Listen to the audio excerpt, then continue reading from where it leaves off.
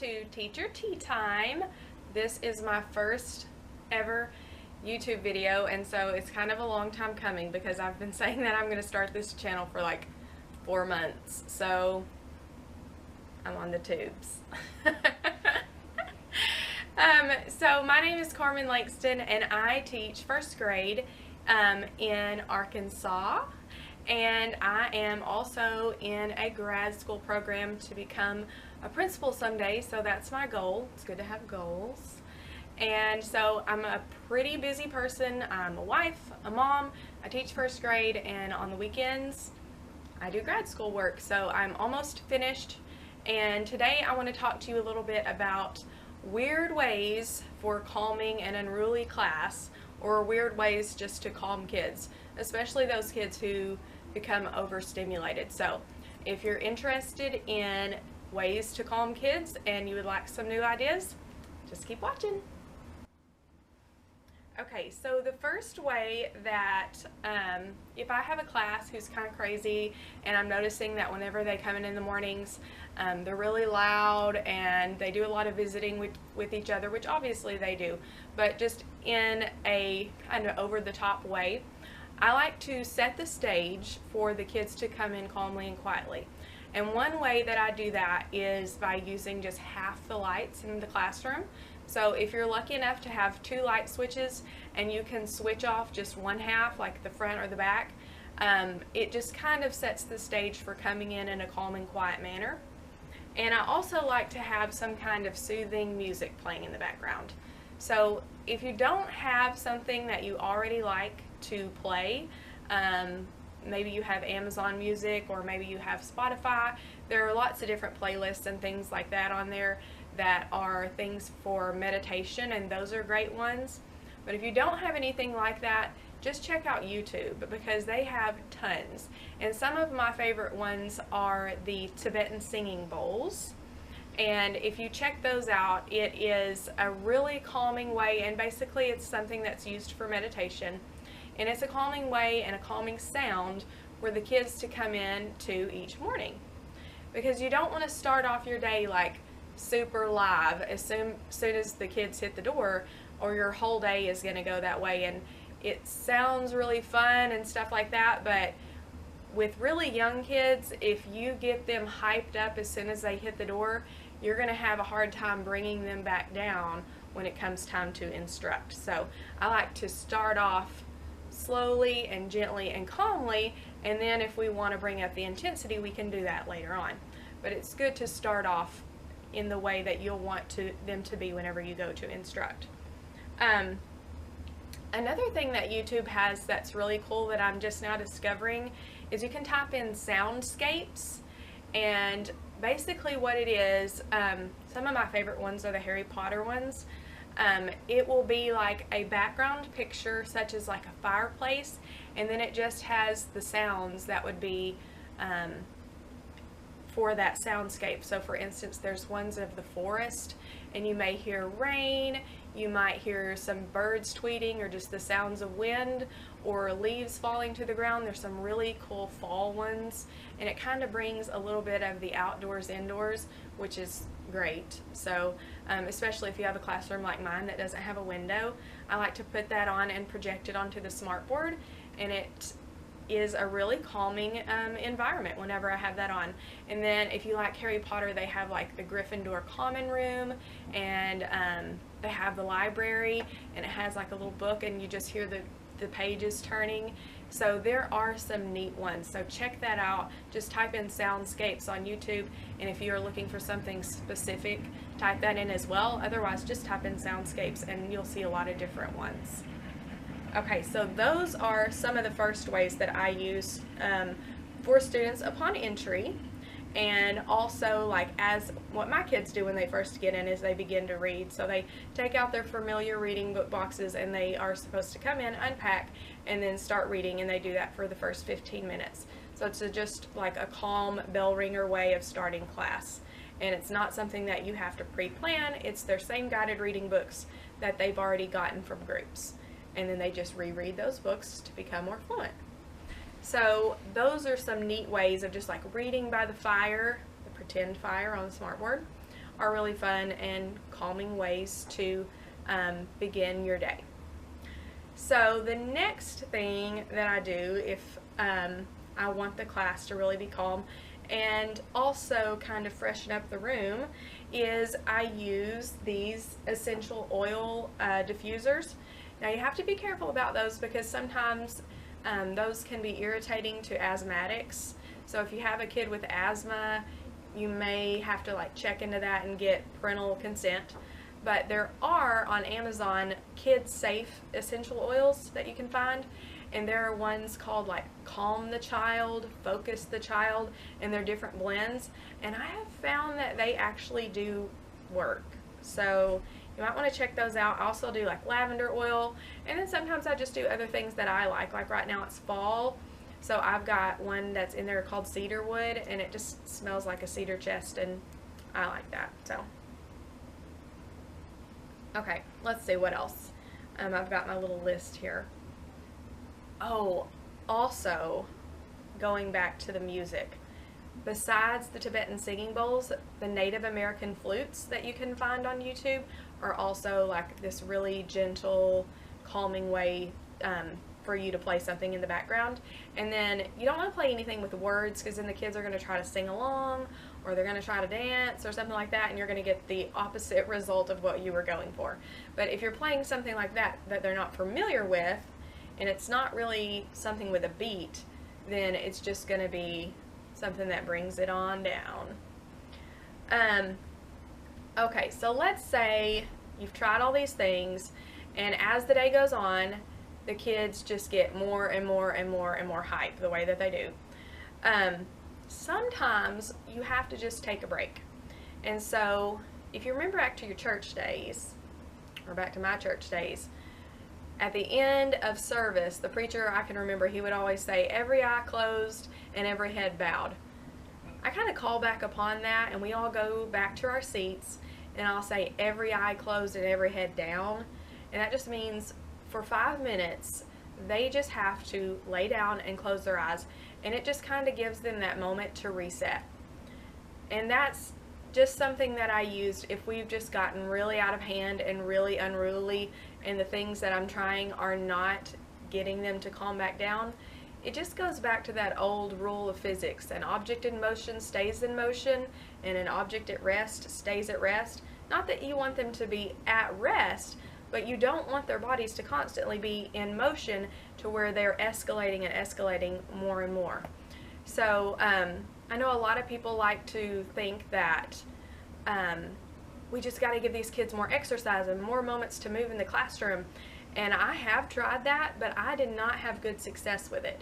And what I found was the more opportunity that I gave them to move their bodies at a high, rapid rate, the more and more they escalated. But the more I used calming techniques, it did bring them down. So I don't think you can run kids out of energy. I think they pretty much have an endless supply, at least during the day. So the old thing where you're supposed to try to like wear them down through exercise, yeah, that didn't really work for me. So maybe that works for you. I mean, you could try it. If it works for you, great, keep doing what you're doing. But for me, I found that it had the opposite effect. So if you're also finding that it has the opposite effect, try the opposite way. Try the object at rest stays at rest. So that is something that I do, just the 5 minutes of calming rest time. And then sometimes you will have some students, maybe they're on the spectrum, maybe they're not, but some students can get super overstimulated just by the class day in general. Because other kids are going to make noise, and that's fine, and there's time that we make noise. But some kids really can't handle that. And they might get frustrated, they might start to refuse to work, there's many things that they might do, and you can kind of tell that basically what they need is for everybody else to just be silent and leave them alone. And that's pretty much impossible for you to get the rest of the class to do, so that this one child can get their work done. So this year I've created in my classroom for one little guy who does have that problem. He gets overstimulated, almost like a sensory deprivation area that he can choose to go to, and I just call it his calming corner. And I'll show that to you in a minute. But basically what I've done is taken different sensory things that I've had around the room, and I've gathered them all up in one area, and he can go over there and take like a 5-minute break. So I've got one of the knobby wobbly cushions that normally you would put in a seat, and I've got it sitting on the ground there in the corner, and it's basically in between where my air conditioner intake is, and then I've got filing cabinets, so it makes its own little nook right there. And then I've hung a hook on the wall with command strip, and I have noise canceling headphones, and then I have a weighted snake that I got through Abilitation's website. So he can go over there, he grabs the noise canceling headphones on his own, puts those on, he can put the weighted snake around his neck, and that just gives him that pressure, and have a seat on the wobbly cushion. And then I will go over, and I've got a little curtain cordoned off just by hanging it with those little kid clip magnets, and I've clipped it onto the side of the doorway, and then I just pull it across and clip it onto the side of the filing cabinet, and that sections him off in there where he's closed off from the rest of the class. He can't see anybody, and no one can see him. He can't hear really anything unless it was loud, in case, you know, there was like a fire drill or something like that. You can still hear, but it cancels out most of the noise. And he has the weighted snake, he has the wobbly cushion, and he can just sit there for a few minutes and gather himself. And I just kind of watch the clock for like 5 minutes, and after he's been in there for a little bit, I will open up the curtain again, and then he sees me and he knows it's time to come back out. And usually with those 5 minutes for him to reset, he can come back and get back to work and be okay. So those are kind of my top tips. I do have my own personal Tibetan singing bowl that I use sometimes when the kids get a little crazy, that I pull out. And if you've never seen one, I'll be glad to play it for you. So the next thing I'm going to do is show you some of the areas around my room, especially that little corner that I use for calming kids. And I hope you enjoyed this video, and I hope you learned something. And if you did, if you will hit subscribe or like or leave me a comment, that helps my channel. And I know that I'm new, so I've been watching like YouTube tips, and I'm gonna keep creating videos even if it only gets like 3 views, because what I've learned is that you just have to keep putting stuff out there so you have a lot of videos that people can watch. But I hope you liked my first video, and if you did, like I said, please subscribe, and you can be able to check out my next videos. And if you like it, it can get my content out to other people. So the next thing I'll show you is the calming corner and my singing bowl. Thanks for watching. Okay, as promised, this is my little calming corner, and let me step back so you can see a little better. This is just an area of my classroom that is the little air conditioner intake, and then I've got my filing cabinets just butted up to this wall that extends there because it took up a lot of classroom space, so I needed a way to create like a little center area over here. So that's how I used that. So I have a listening center here, but then this is also my guy's calming corner. So he has the wobble cushion there, and then right here are the noise canceling headphones, and he just takes those.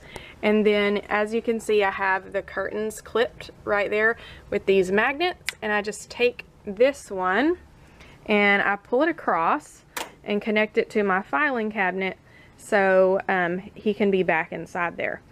And then I just keep the little weighted snake right here on the ground.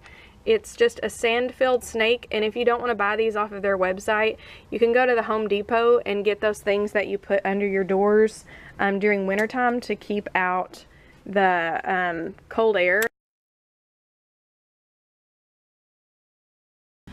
Okay, so I look a little bit different today because yesterday I was finishing up the video.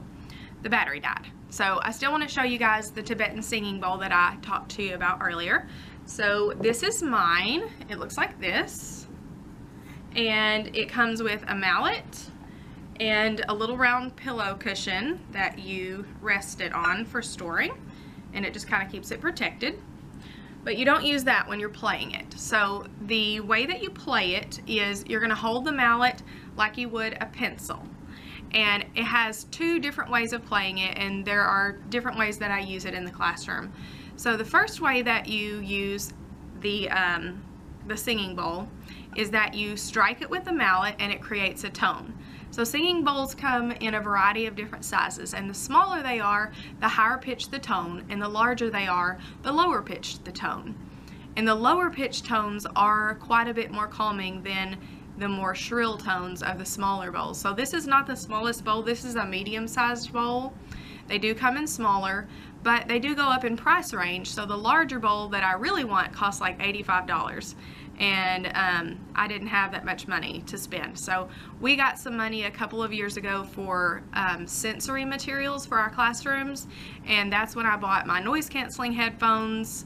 I bought this, and I bought one other thing, I can't remember, but those two things have been the things that I've used the most for sensory issues and things of that nature, and just for calming kids. So one way that I use it in the classroom is when we have all gotten lined up and everybody's talking, I will say, I'm going to strike the singing bowl, and when you can no longer hear the tone, I want you to raise your hand, because the tone is going to carry and then it's going to fade out. So different kids are going to be able to hear it for different lengths of time.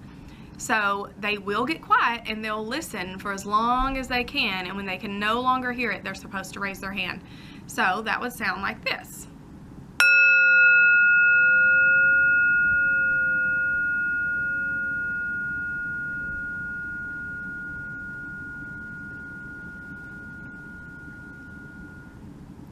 So that's one way that I use it. Another way that I use it is if you have a kid who has been throwing a fit and they're crying and they can't calm themselves down, you can place the bowl in their hand and you can strike it, or they can strike it depending on the age level of the kid and how comfortable they feel with it.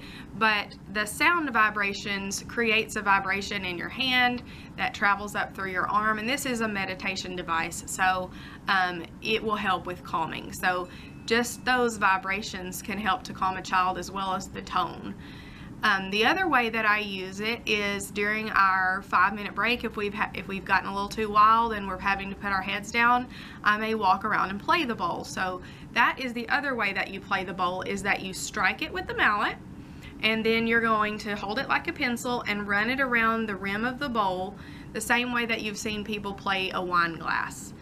And that is going to create an all-new tone that's going to carry, and the longer you play, kind of the louder it gets, and then you can restrike and begin again. And I do that as they're laying down sometimes, just as an added measure of bringing down that intensity that they've brought themselves to. So that would sound something like this.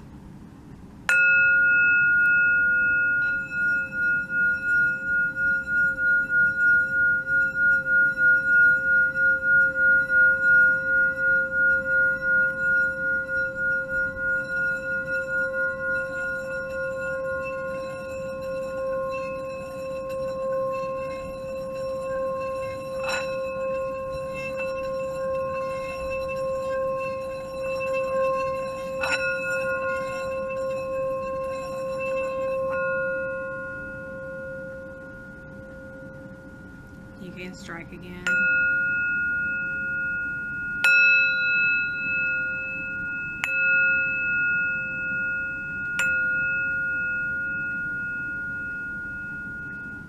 So they do take a little bit of practice, and if you're not sure if you would be able to do it, you can go into any of the Romancing the Stone stores, or I think they've been renamed something else and I can't remember what it is, but they have them there, and you can practice playing them in the store and see if it's something that you like.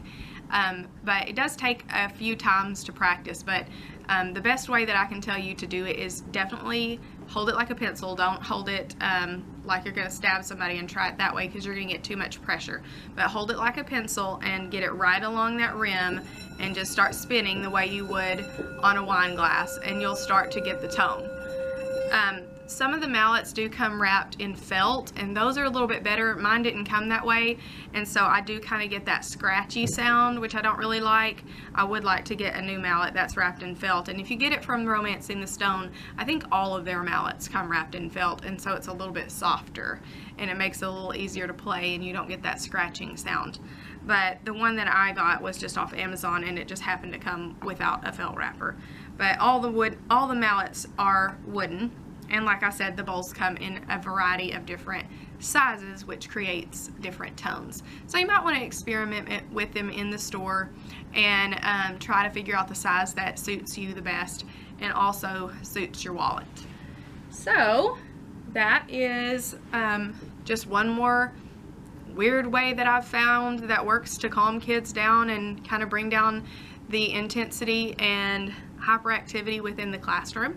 So if you have any questions about any of the weird ways that I've used today to calm kids, just let me know in the comments and I will be glad to respond. And if you want to just leave a comment for me and just say hey, that's awesome too. And once again, I want to thank you for watching, and don't forget to subscribe to my channel so you can see anytime that I update you with new videos.